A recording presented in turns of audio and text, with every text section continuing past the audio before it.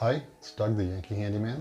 Today's project, we're going to skim coat the walls in this bathroom, resurface them, make them all one smooth, consistent field.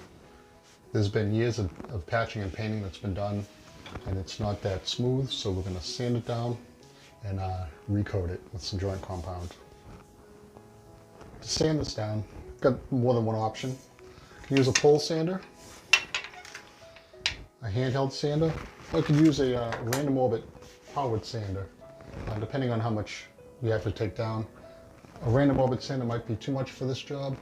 This pole sander would probably be ideal for this particular job.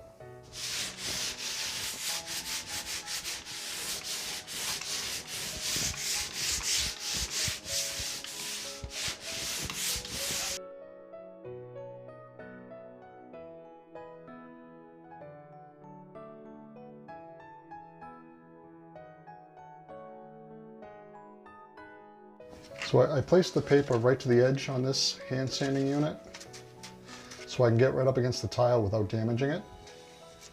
And then this, I left excess and folded over so I can take some material off the corners when I sand the corners.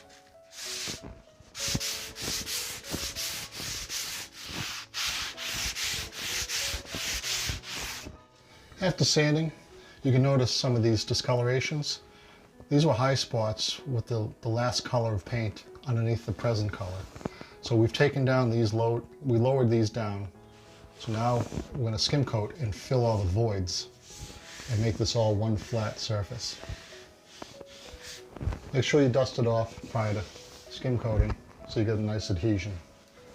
I'm just going to remove the dust, like I said earlier, just to give us a nice clean surface for the joint compound to adhere to. Whenever you sand or dust, you should have a dust mask on. I'm not wearing one now so you can hear what I'm saying. Otherwise the microphone wouldn't pick it up. I'm going to use painter's tape and put it right on the top edge of the tile just to keep a nice clean appearance with the tile.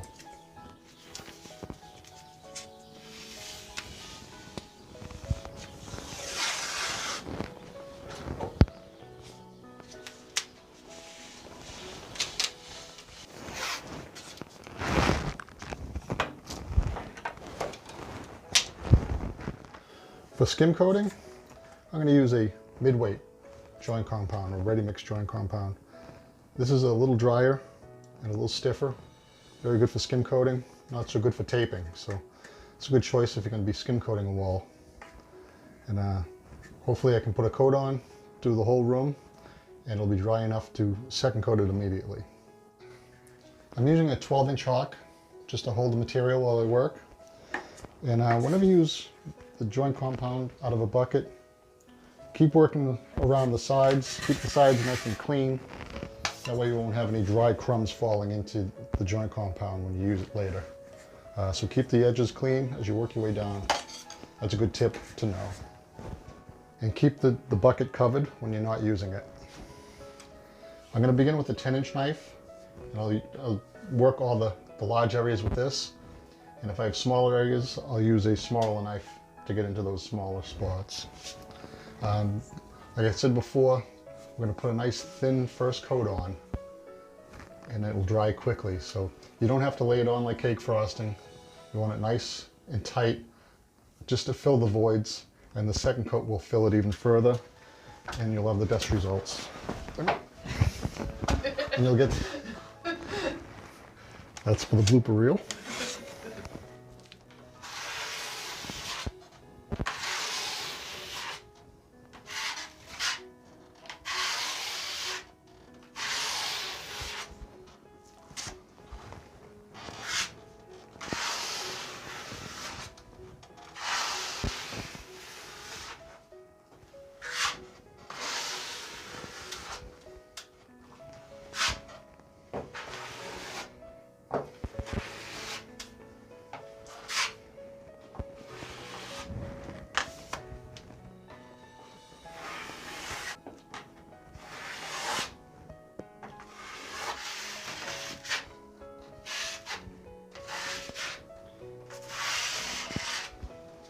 This area here had a built-in medicine cabinet that's no longer going to be used, so we're going to fill this void This will take a little bit more joint compound to try to bring it out to the surface of the wall.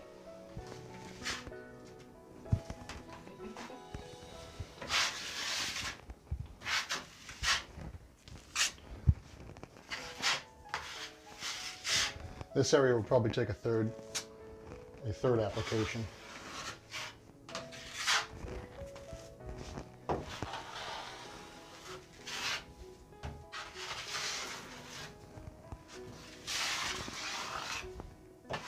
I'm going to work around the edges first,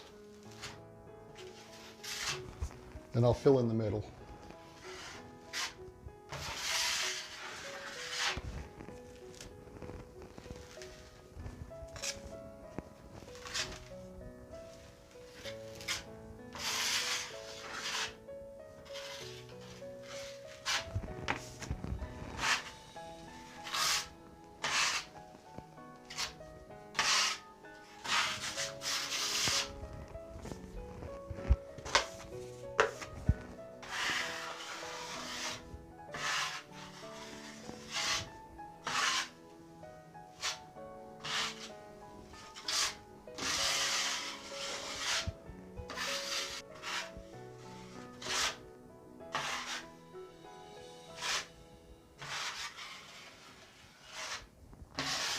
No need to get the first application perfect.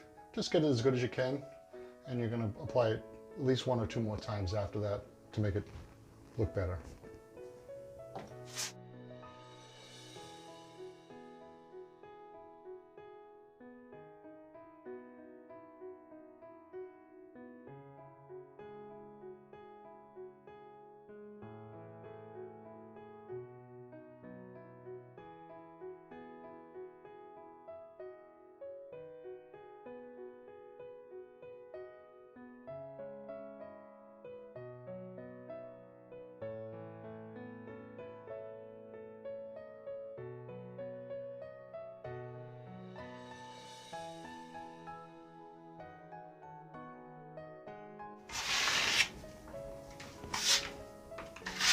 On this wall, the tile ends on the corner, so we're going to put the mud and the knife at the edge and pull it away.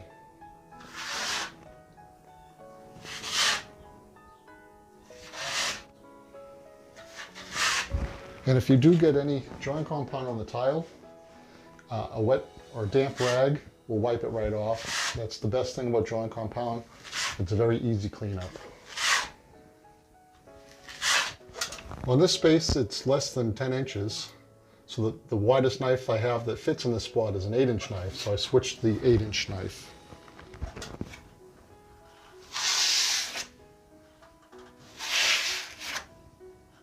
Okay, now that the first coat is dry, we're going to begin by just scraping off very gently any high spots or edges the blade left.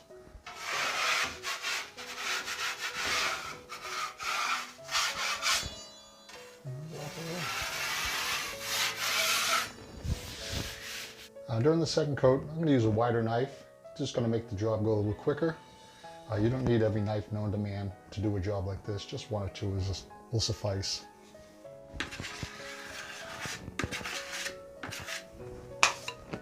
If you do get any excess on the ceiling, you just knife up to it, and that usually rectifies the situation.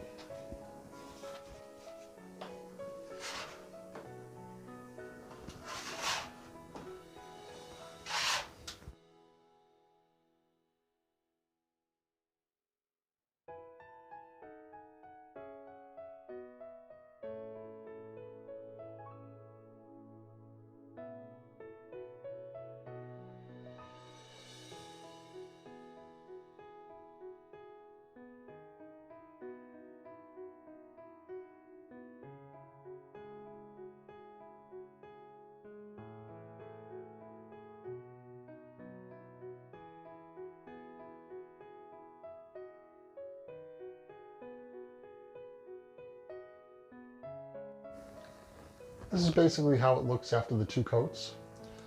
There'll be a little bit of sanding, not much. If your walls were in worse condition, you might have to do a 3rd coat. This patched area is going to require a third coat to finish that up. But the whole reason behind doing thin coats, it dries faster, less sanding, less mess, less material. And you can get 3 coats to dry faster, 3 thin coats to dry faster than 1 big heavy coat. A big heavy coat, you'll usually see big waves in the walls too. So the thin coats are the way to go. Once you're complete, you should give it at least overnight to 24 hours, depending on the weather conditions, to let it dry completely and thoroughly before you paint it. You don't want any moisture trapped behind it that's going to try to escape through the paint and create bubbles in the paint. So that's your area. If you have humid conditions, you might have to wait a little longer. Now, if you have any questions or comments, please leave them below. Please like and subscribe if you like videos like this. Thanks for watching. Bye now.